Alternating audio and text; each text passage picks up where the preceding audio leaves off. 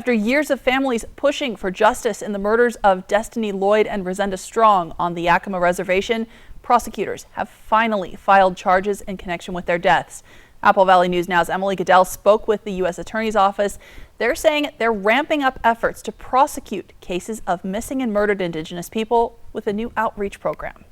Eastern Washington is getting a new U.S. attorney dedicated to preventing and responding to missing and murdered Indigenous people as part of the Department of Justice's new MMIP regional outreach program. To investigate those cold cases, and we've had a lot of success in prosecuting those. Just last month, charges filed against the woman accused of killing Destiny Lloyd on the Yakima Reservation and a man accused of failing to report it. At the same time, charges also filed against 6 men in connection with a conspiracy to cover up the murder of Rosenda Strong, whose body was found in a freezer in Toppenish. Showing that we are doing our part of moving forward with prosecutions and investigations that support safety on the reservation. But it took 5 years to make an arrest in Lloyd's case and 4 years for Strong's. My initial reaction is it's about time. My second reaction is to look at what they're really going to do. Federal prosecutors say the new attorney will help with cold cases, improve coordination and information sharing across jurisdictions, and build trust. To make sure we have a steady, concrete presence on our reservations. Advocates say more than just presence, they need better communication, cultural understanding, and involvement. If you're somebody that's from outside the community and you're trying to help, but you haven't attended a single event, you don't know how family dynamics work, there's going to be miscommunication. And they say for witnesses to feel safe coming forward, prosecutors need to move faster to get suspects of violent crimes behind bars. Having these bigger, longer gaps and between when an act happens and when it's prosecuted brings a lot of fear into a community. Who's got our back is a major question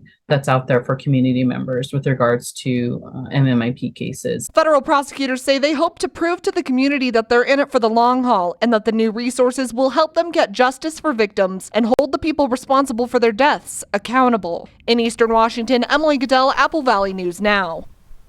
Now, federal prosecutors say they're already coordinating MMIP outreach at a national level. They're working to fill those attorney positions as soon as possible.